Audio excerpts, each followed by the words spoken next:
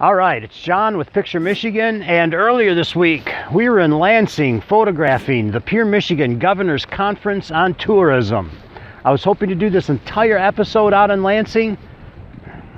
I had a job to do, but we did get a lot of cool segments. A few things among many other things that we're going to learn about. We're going to learn about an organization called Michigan Cares for Tourism, and let's dabble with the rule of thirds. But first, let's get to Lansing.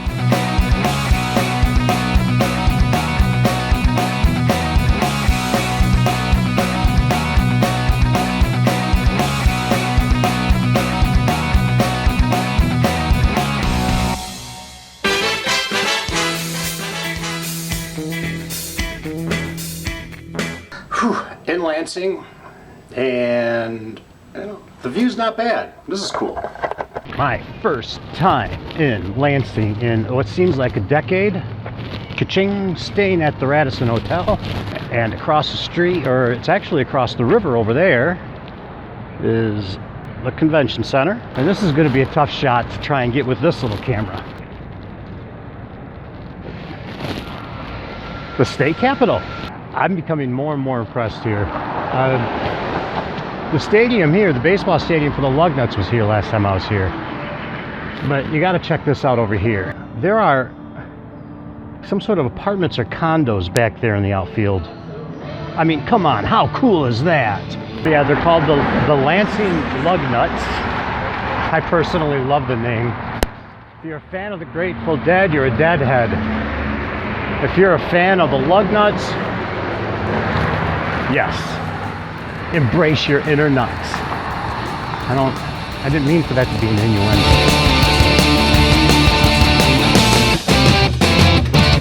One of the cool things about this conference is I did get to meet Mo Rocca from CBS News.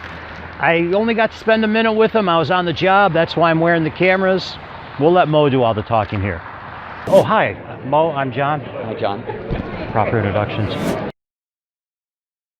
We are here with the master storyteller himself, Buster Keaton, king of the silent films. Now in Hollywood, he was largely known for his, what we call exposition, his storytelling, a filmmaker term, one of those sophisticated terms that we don't get in still photography. In filmmaking, exposition is storytelling in any way you want to do it. It could be in dialogue, it could be in narration, in titles, opening sequence, like in Star Wars, a long time ago in a land far, far away. That is exposition. It's storytelling, even if it's just done in visuals. Now in silent filmmaking, we don't get the luxury of dialogue in filmmaking, so our storytelling is purely on visuals. And this is the exact same thing that we do in still photography. We have no audio, no dialogue. So in still photography, our exposition is storytelling with just one frame of visual and nothing else. So Buster, what do you think of the rule of thirds? The rule of thirds and storytelling, they are closely related, as it has to do with storytelling being something very deliberate, as is the rule of thirds being applied to a photograph as being very deliberate. We begin this adventure with a look into a book. It's called Remarks on Rural Scenery, and the name of the author is John Thomas Antiquity Smith. He is an artist, he's an author, he is a teacher, he is a curator, and most of all, for his entire life, he is a student observing art. He wrote this book back in 1793. The particular passage that we're going to look at here, he was making observations on a painting by Rembrandt, and he was actually discussing the lighting of the painting. So what does the rule of thirds have to do with storytelling? I think what John Thomas Antiquity Smith here is observing in terms of what these famous and masterful painters are doing is something very deliberate. And as photographers, when we line up our subjects in the viewfinder, we too want to be deliberate. And the springboard for that is the rule of thirds. I'm Johnny Lunchbox, and I'm so creative, I once walked by an art museum. Let's take a quote from his book. In short, in applying this invention, yes, he refers to the rule of thirds as an invention. Generally speaking, to any other case, whether of light, shade, form, or color, I have found the ratio of about 2/3 to 1/3, or of 1 to 2, a much better and more harmonizing proportion than the precise formal half, than any other proportion whatever.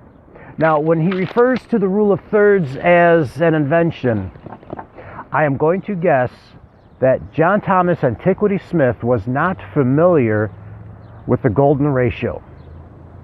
That's for another day. Well, Buster is a silent film star. He doesn't have much to say. You're addressing the tourism crowd here. What kind of innovation can we apply to marketing? Oh, geez. I'm trying to think. I mean, the town crier is just outdated, although... At the conference this past week, I learned about a new organization that's actually been around for a few years now. It's called Michigan Cares for Tourism. Let's chat with Dr. Patty Janes of Grand Valley State University and learn a little bit more. And yes, I know I'm chewing gum. Patty, at Grand Valley, she's got Michigan Cares for Tourism. That's it. Tell me about it. I'd love to tell you about it. So Michigan Cares for Tourism is our industry's labor of love to try and help restore historic attractions in Michigan. It's a 100% volunteer, 100% give back effort where we bring tourism professionals from Michigan together to network, to build a sense of community and team across disciplines in the tourism industry, and most importantly, give back to a historic site by providing the supplies, materials, and the labor to put some better touches on that. So our visitors have better experiences, and our tourism industry builds and learns about destinations, because we also tour the area and learn about the dynamics of every place we visit in Michigan. So far we've had 4 locations completed. This one right here is beautiful Upper Peninsula in Michigan, Fayette State Historic Park, and stunning 135 tourism professionals went away for 2.5 days to learn and give back to this beautiful old iron ore community from over 100 years ago. Beautiful site. We had another location, in Harrisville, Alpena area, but the Sturgeon Point Lighthouse, where we sold out to 200 tourism professionals who came and made a difference all over, building fences, laying cement for artifacts, and helping restore this pristine, one of 119 lighthouses in the state of Michigan. Come on with me, you got to move down. Oh, we got more. We got more. Our very first event was in the Chelsea area at the Waterloo Recreation area. Okay. There we go. This was a near 100-year-old cabin community that was closed and used to house kids from urban areas to come out for their first outdoor recreation experience, but now it's reopening as a result of our tourism efforts. And then come on down to here. This is our largest one. This was at Belle Isle Park in downtown Detroit, a over 100-year-old, again, pristine, amazing, beautiful location where 450 tourism professionals came together to make a difference there. So we have this beautiful trailer right here full of tools and equipment and supplies, so we can do more in our fair state and keep learning and growing. But in a nutshell, John, that is what Michigan Care is all about. All volunteer, all give back. Our industry's true commitment to helping make Michigan a more beautiful place. Awesome. Thanks, Patty. You're welcome. Now, Patty mentions that this is also a way of bringing the tourism industry here in Michigan together to help clean up some historic sites. And I want to invite anyone to participate, because frankly, if you have happily greeted a visitor from out of state in our great state of Michigan, then you are essentially part of the tourism industry. The next event is coming up in mid-September, and it will be the Felt Mansion and Estate in Saugatuck. This thing's been going on for 15 years. It's really great that the tourism industry is getting involved in this one. I'm going to link to more information in the description section below.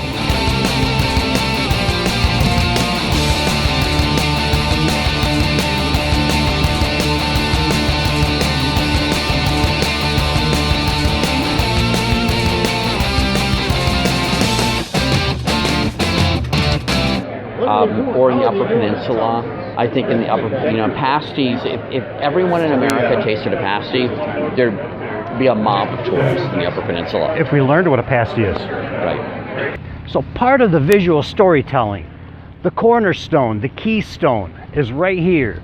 The rule of thirds. It's the tic-tac-toe grid. On short notice, this is the best I can do with a piece of tape here. It's not as straight as it could be. The frame looks good. As far as I can tell, the horizon is level. So the frame and the horizon match up. This tic-tac-toe grid is what we commonly refer to as the rule of thirds. All roads in the visual arts lead back to the rule of thirds, whether we're talking about presentation in the culinary arts, or if we're talking about sculpting or painting, and yes, especially photography. Maybe it's dynamic symmetry, maybe it's the Fibonacci spiral, maybe it's the golden ratio, maybe it's the platonic solids. Somewhere along the line, we have to talk about Leonardo da Vinci and his relationship with Friar Luca and Vitruvian, and all roads, the seven degrees of Kevin Bacon, all lead back to the rule of thirds. Remember that, please. Yeah, I'm just kidding about that whole Kevin Bacon thing. So 3 things. Number 1, why the rule of thirds? Well, because God says so. We'll explore that in another episode, but I'm really not kidding. There is something incredibly organic and natural about the rule of thirds. We're going to learn more about that as we learn more about the golden ratio. And remember, I mentioned Leonardo da Vinci, the Vitruvian man. We're going to learn about that someday too. That one's going to blow your mind. What is the rule of thirds? Well, the rule of thirds is a principle where we've got this tic-tac-toe grid in which we use the lines here, and then we'll use these vertical lines here, and then we also have these intersecting points of interest.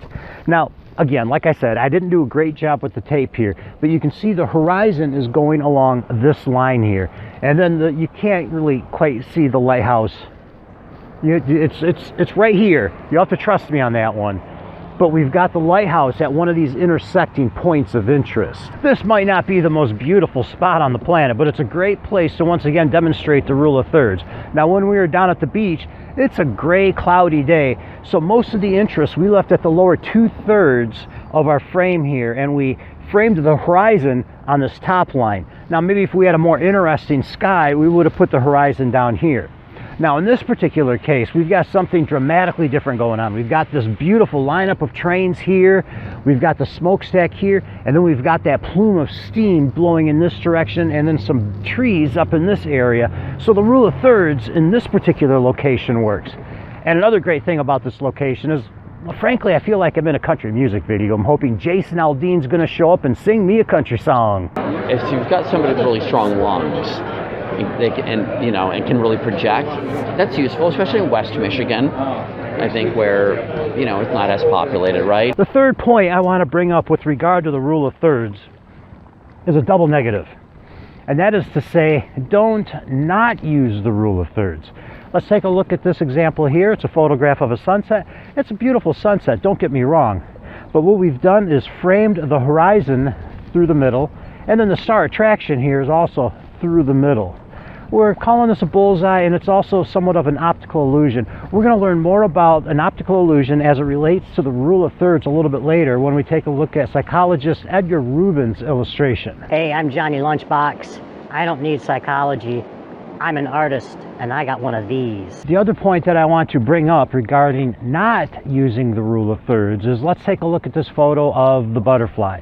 With the butterfly right in the middle, you find it's competing with the little red flowers.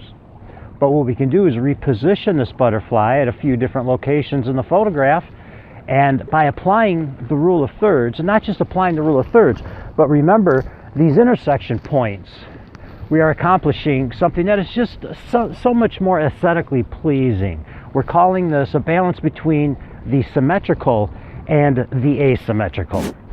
That's how that's done. I'm John with Picture Michigan. Keep pulling that trigger.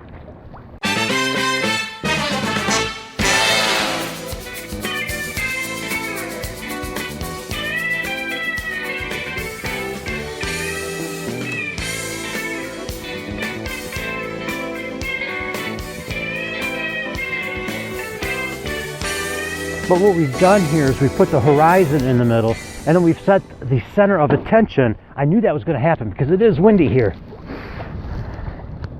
And that's what happens when you don't use the rule of thirds. Frames blow over, puppy dogs die, pandemonium and riots. Okay. Inside the convention center here is the Lansing Sports Hall of Fame, and that includes none other than Magic Johnson. Selfie with Magic Johnson. Heck yeah. Just the kind of creepy artwork you want to see when you walk into the bathroom, the peeping eyeballs. Welcome to Lansing, capital of the Lower Peninsula.